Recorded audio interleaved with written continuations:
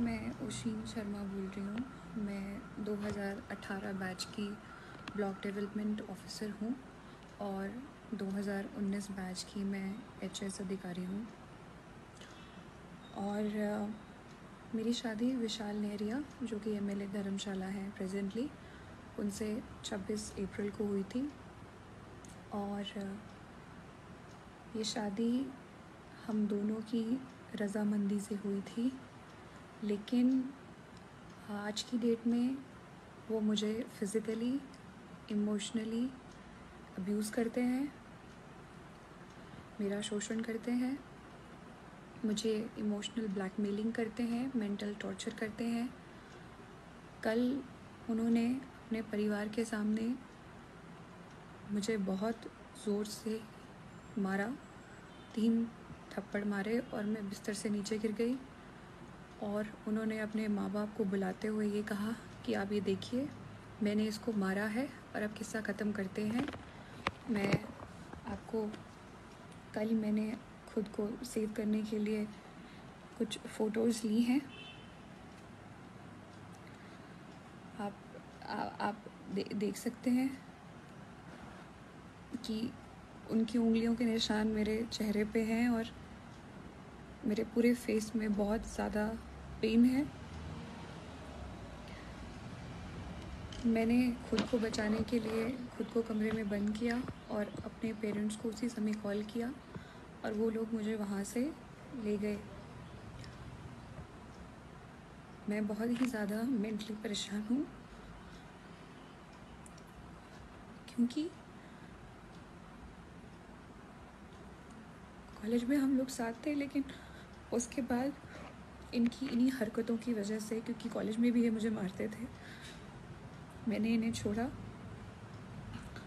और मैंने अपनी ज़िंदगी में आगे बढ़ी। लेकिन एमएलए बनने के बाद ये फिर मेरे पास आए और 2019 में आए और मुझे निरंतर शादी के लिए बोलते रहे। मैं 2021 तक मैंने इन्हें मना किया, लेकिन 2021 में मुझे लगा कि शायद ये एक जेन्युइन इंसान है और शायद ये मुझे भूल नहीं पाए हैं कॉलेज से। मैंने इन्हें मौका दिया, लेकिन इन्होंने मेरा बहुत ही नाजायज़ फ़ायदा उठाया है। शादी के चौथे दिन ही इन्होंने मुझे घर से बाहर निकाल दिया। इनके पेरेंट्स उस समय नहीं थे और घर से बाहर निकाल दिया सुबह 4 साढ़े 4 बजे, जब मैं कोविड पॉजिटिव थी, और कहा कि वो सामने रास्ता है, तू चली जा वहाँ पे। और मैं वहाँ चली गई। मैंने कहा मुझे फ़ोन दे दीजिए, इन्होंने मुझे फ़ोन भी नहीं दिया। मैं सड़क पर बैठ गई। आई वॉज़ वेटिंग कि कोई आएगा तो मैं फ़ोन लूँगी, अपने पेरेंट्स को कॉल करूँगी। ये वहाँ आ गए। इन्होंने ग्लास की बॉटल उठाई और थ्रेट किया कि मैं इसको अपने सर पे मार दूँगा अगर तो मेरे साथ वापस नहीं चली। उस ब्लैकमेलिंग के बाद मैं घर चली गई इनके साथ वापस। मैंने कहा आपकी मम्मी को पता होना ज़रूरी है। इन्होंने छुरी ली और रसोई में चले गए, वॉशरूम में खुद को बंद कर लिया और वहाँ पे ये धमकी दी कि मैं खुद को मार दूँगा अगर तुमने बताया। तो मैंने इनके माँ बाप को नहीं बताया। इनके माँ बाप, स्पेशली इनकी माँ, पिता इनके बीमार थे, तो मेरी उनसे कोई शिकायत नहीं है। इनकी माँ ने मेरी फैमिली को इतनी बार बुला के जलील किया है और ये झूठे एलिगेशंस लगाए हैं कि मैं इनके लड़के को मारती हूँ। इनके लड़के ने भी मेरे पे फॉल्स एलिगेशन लगाए हैं कि मैं इन्हें अब्यूज़ करती हूँ, मैं इन्हें मारती हूँ। मैं अगर इन्हें मारती हूँ तो आप ये मुझे बताएं, क्या ये इस प्रकार के आदमी हैं कि मार खाएंगे? इन्होंने मुझे फरवरी 2021 में भी, चंडीगढ़ में थे हम होटल में, बहुत मारा। उस वक्त ये ड्रंक थे। इन्होंने मुझे आधे घंटे तक पीटा। इस इंसिडेंट के बाद भी जब मैंने कहा कि मैं पुलिस जाऊंगी तो इन्होंने मुझे वहाँ पे इमोशनल मैनिपुलेशन करके रोक लिया। जब मैंने शादी से मना किया तो इनकी माँ और मासी दोनों मेरे ऑफिस में आके इन्होंने भी यहाँ इमोशनल ड्रामा किया और वो रोई। और मुझे एज ए ह्यूमन लगा कि शायद मुझे एक चांस और देना चाहिए। मेरे माँ बाप को इन्होंने बहुत जलील किया। ये धमकियाँ दी हैं कि कभी कभी आपकी लड़की अगर हमारे घर में अकेली आ गई और तो हम पुलिस बुला लेंगी। और ये सुपरस्टिशियस बातें करते हैं ये लोग। चेले को बुलाएंगे, उसको बुलाएंगे, वो बताएगा कि इस लड़की ने हमारे बेटे को मारा है कि नहीं। इनकी मदर को ये नहीं पता कि ये मुझे किस तरह से थ्रेट करते हैं, इमोशनल ब्लैकमेल करते हैं कि ये खुद को कुछ कर देंगे और मेरे सामने सामने इन्होंने खुद को सर पे स्टील की बॉटल भी मारी। जिस रात मैंने इनसे ये पूछा, जब इन्होंने मुझे बताया कि सुबह इन्होंने और इनकी मम्मी ने कहीं निकलना है, तो एज अ वाइफ मैंने सिर्फ इतना पूछा कि आप कहाँ जा रहे हैं। इनका कहना था कि माँ ने मना किया है बताने से। मुझे गुस्सा आया, मैंने इन्हें झंझोड़ा कि कम ऑन, आपको मुझे बताना चाहिए, I am your wife, I am your partner, I must know. ये उठे और इन्होंने स्टील की बॉटल अपने सर पे मार ली। उस स्टील की बॉटल में आज भी डेंट है।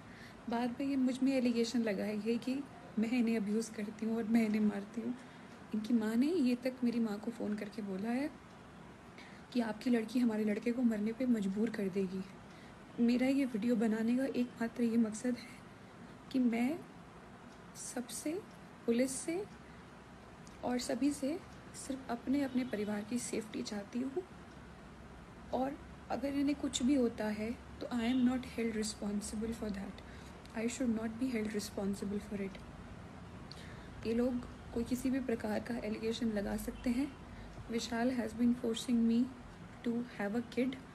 I have told him numerous times that he is not mentally fit to be a father, and he has been forcing me. He doesn't allow me to have a contraceptive also, and मैंने पूरी कोशिश की है कि मैं pregnant ना हूँ इस स्टेज पे, और मैंने खुद को बचाया है। और इसने मुझसे इसी बात पे बहुत बार झगड़ा किया है, ब्लैकमेलिंग की है कि मैं कभी नदी में कूद जाऊँगा, मैं ये करूँगा, मैं वो करूँगा। ये सब इंसिडेंट कल आके ख़त्म हुए जब इन्होंने मुझ पे हाथ उठा के मुझे नीचे फेंक दिया और अपने माँ बाप को बुला लिया कि मैंने इसे मारा है। मैं अपना सारा सामान लेके अपने माँ बाप के साथ रहता आ चुकी हूँ। आज से पूरे 5 दिन बाद मेरी ट्रेनिंग है हिब्बा में 1 जुलाई से। मेरा ये वीडियो बनाने का बस ये मकसद है कि मेरे पे कल को इस प्रकार की कोई एलिगेशन ना लगे, और जिस तरह की मेंटल एगनी और हैरेसमेंट मेरे साथ हुई है वो फ्यूचर में किसी और औरत के साथ ना हो।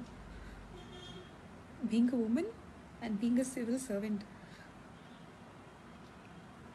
बस मेरी यही रिक्वेस्ट है।